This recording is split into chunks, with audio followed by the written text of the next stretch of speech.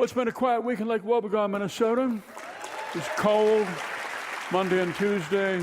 Kids were out of school Monday, Tuesday, so I guess the school year is going to go on into the middle of June. Then it sort of turned warm, and then on Thursday morning came that gorgeous snowfall. People sitting around the Chatterbox Cafe talking about whatever they talk about and drinking coffee. And then somebody says, "Look, it's snowing," and everybody's quiet, and they look out the windows, and the air is full of snow, this great hush in the world, this enormous whispering in the entire world, and everybody's quiet for a moment. And this little town is turned into wilderness. Even the big city turned into wilderness when the snow falls, 6 inches of it in one day, and things are absolutely quiet, and the world is no longer centered around us. We are spectators. And then the snowplow comes along, and then we get back to whatever we thought we were doing in the first place. So Pastor Liz has broken up with her boyfriend Cliff. She proposed to him. We could see that in the Moonlight Bay Supper Club last Sunday. She proposed to him right in front of everybody, and he asked to think about it. But you don't need to think about a thing like that. So he's gone. He's out of the picture. It was a tough week for romance.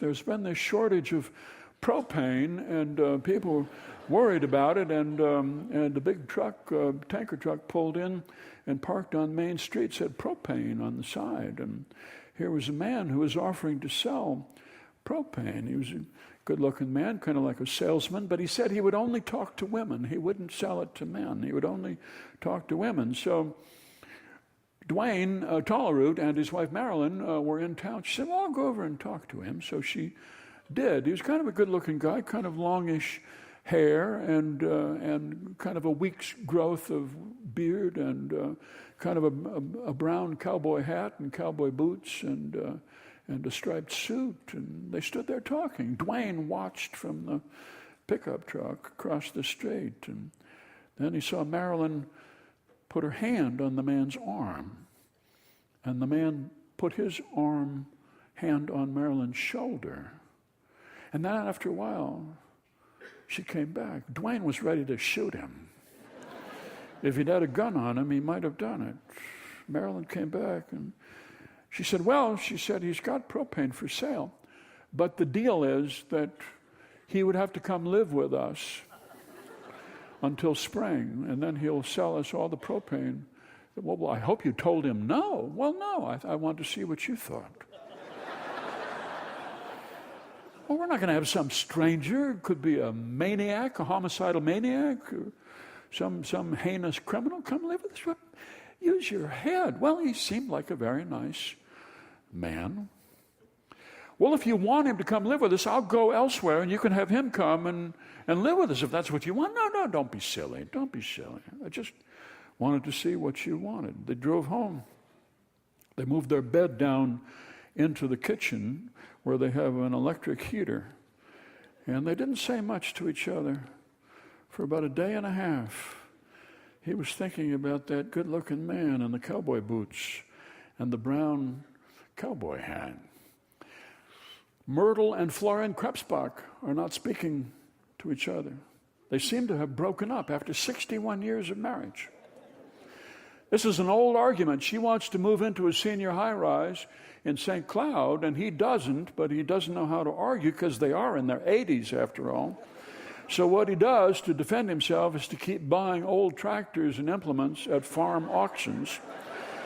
And he's got about 5 acres of them out there on the farm, and she insists that they need to move into town and do it now while they're still mobile. And she put 3 of his prize pieces on eBay. She put a John Deere 270 on and a 1954 Alice Chalmers, and she put on this old 1917 steam-powered thresher on eBay, and she got a fabulous offer, enough to buy an apartment, and she told him about it and brought him the bill of sale, and he said, "Well, I'll think about it."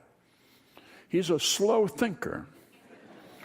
And so weeks went by, and she forged his signature on the bill of sale, and she had her son Donnie come out when Florian was ice fishing, and he hauled the stuff away on a flatbed trailer and sold it, and she's got the check. And Florian went off to some undisclosed location, some motel somewhere, and she's at home, but she doesn't drive, so she's just furious. She's just spitting mad.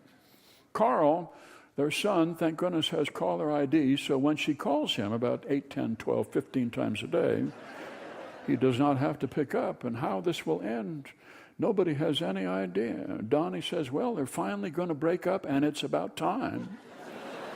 They never did get along. 61 years they managed, but now it's all over, and I wish them well.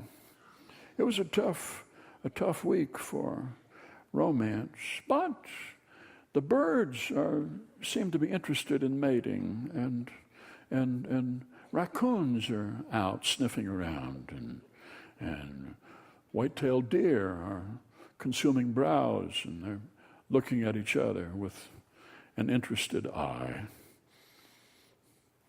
There was a raccoon that got into the basement at Clint and Irene Benson's house, and she heard it about 3 in the morning. And she said, there's somebody downstairs. Call 911. Well, he got up out of bed. Men like to work these things out themselves. And he went downstairs. He heard scratching. And he figured it was a raccoon. Had gotten into the basement. He went up in the fridge and he got out pork sausage. And he injected some molasses into it. And he warmed it up just enough to give it a little aroma. And he tied fish line around the end of it. And he took it down to the basement, and he saw the eyes of the raccoon over in the corner behind the dryer. And he tossed that pork sausage over that way. And the raccoon took a few steps out. And he just towed that sausage across the floor. And the raccoon followed it, and up the stairs, and outside. And he tossed the sausage to the raccoon. Went downstairs, closed that basement window that had blown open, went up to bed and crawled into the great warmth of his wife lying there. She turned and she put her arms around him. And she said, how did you do that? Oh, he said, I just talked to the raccoon. I just said,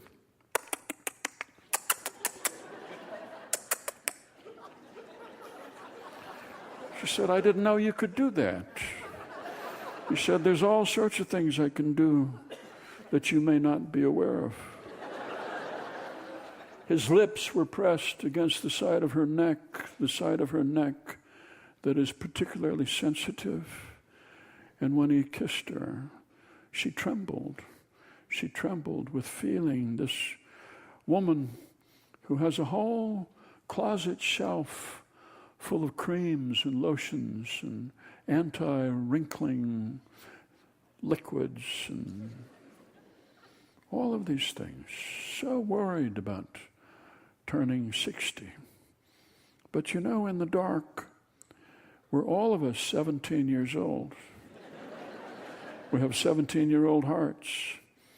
And there's a great deal of darkness in the winter. Still, a lot of it left, and that's all I'm going to say about that. That's the news from Lake Wobegon, where all the women are strong, all the men are good-looking, and all the children are above average.